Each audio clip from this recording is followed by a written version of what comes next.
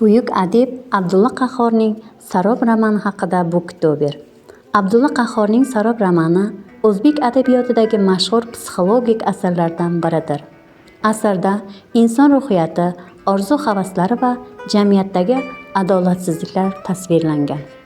Roman voqealari yosh ziyolilar hayoti orqali yoritiladi. Qahramonlar katta orzu va umidlar bilan yashaydilar.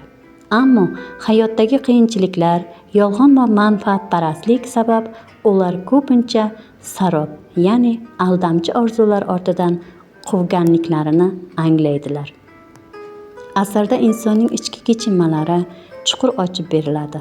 Muallif ayrim odamlarning mansab, boylik yoki shon-shuhrat ortidan quvib, asl insoniy qadriyatlarni unutishini tanqid qiladi.